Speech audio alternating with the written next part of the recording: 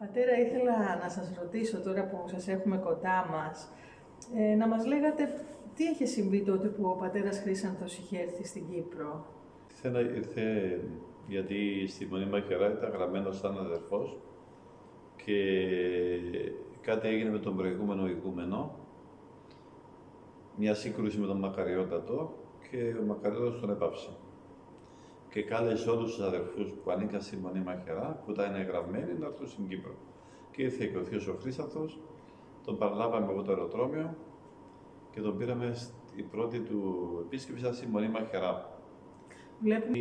Όταν ήρθε, ήταν Τρίτη νομίζω και την Κυριακή έπαυσε ο ηγούμενος και έπρεπε μέχρι την Κυριακή να γίνει η ατρώνηση του νέου ηγουμένου. Και ήταν πρώτος στη τάξη, δεν ήταν ηγούμενος, αλλά ήταν πρώτος στη τάξη ιεραρχικά. Και τότε πήρε κάποιες πρωτοβουλίες, γιατί ήταν, αυτός είναι βασικά ηγούμενος από την Τρίτη μέχρι την Κυριακή. Και έξω από το μοναστήρι είχε ένα κέντρο διασκεδάσεως και αμέσως έδωσε εντολή να κλείσει. Και θυμάμαι, οι γερόντες άντρες του είπα, είπε ότι οι άνθρωποι θέλουν κάποια αποζημίωση και είπε ότι και ήταν αρκετά λεφτά. Και είπε ο γέροντας να τους δώσουμε την αποζημίωση, αλλά να κλείσει. Δεν γίνεται να έχει κέντρο διασκεδάσεως. Ένα άλλο πράγμα που αντιμετώπισε ήταν ότι επειδή ήταν ιδιόρυθμα το μοναστήρι, στην τράπεζα κάθονταν όλες οι γυναίκες και οι άντρες μαζί και τρώγανε και μοναχοί, και το έκοψε αμέσως. Είπε, οι μοναχοί θα τρώνε μόνοι τους και οι άντρες και οι γυναίκες στην άλλη κουζίνα μόνοι τους. Τι δουλειά έχουν οι μοναχοί μαζί με τους άντρες, τις γυναίκες, τους λαϊκούς. Αυτά τα ίδια τα πέντε είχε πριν. Μετά την Πέμπτη πήγανε στην εκκλησία, ήταν δύο υποψήφοι, ο θείος και ο πατήρ Χαρίτωνας. Και γονάτισαν και δύο μέσα στην εκκλησία της Παναγίας και προσεύχονταν όχι για να γίνουν ηγουμένοι ο ένας σε βάρος του άλλου, αλλά να γίνει ο άλλος και να μην γίνουν αυτοί. Και θυμάμαι που έλεγε σε μια στιγμή, ήταν 1:30 ώρα το πρωί και ο θείος σηκώθηκε κουρασμένος και του λέει, ρε Χαρίτωνα, έλα εδώ. Εσύ θα μπεις, του λέει, ηγούμενος, εγώ έχω τις αδελφές του μοναστήρι, θα πάω πίσω, έχω έργο να επιτελέσω. Και κάτι είπε αυτός, αλλά στο τέλος πίστηκε και μπήκε ηγούμενος. Τα είχαν στην εκλογική διαδικασία να μπει ηγούμενος. Και η διαδικασία έγινε την Κυριακή, όπου ήρθε ο Μακαριώτατος ο Χρυσόστομος και χειροτώνησε τον Χαρίτωνα. Κάποιες μέρες πήγαμε στην Οδού, θυμάμαι, και όλοι έλεγαν εκεί στο καφενείο, έρχεται ο Χρύσανθος. Τάχα ήταν ένα πάρα πολύ σημαντικό γεγονός.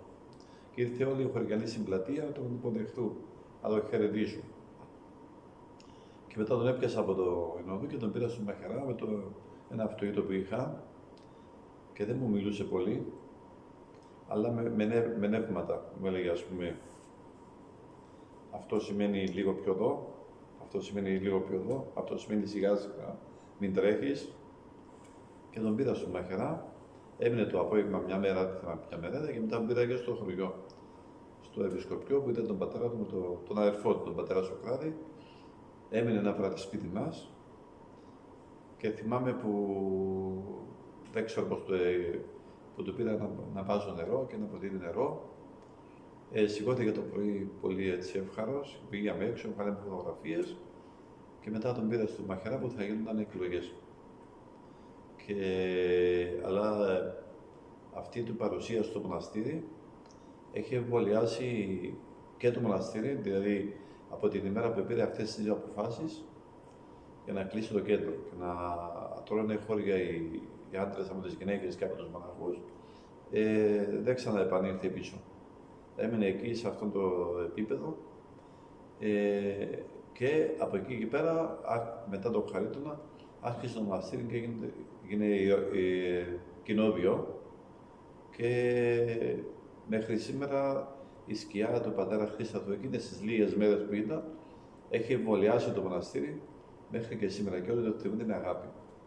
Γιατί έβαλε τις βάσεις για να φύγει από το ιδιόρυθμο, να γίνει κοινόβιο και να πω κάποιες τέλειες βάσεις σε σχέση με την πνευματικότητα των μοναχών. Και έφτασε τώρα η μονάχη, έχει 45 μοναχούς. Και οι περισσότεροι νεαροί. Χάρη στον Πατέρα Χρήστο. Πολύ ωραία. Ευχαριστώ.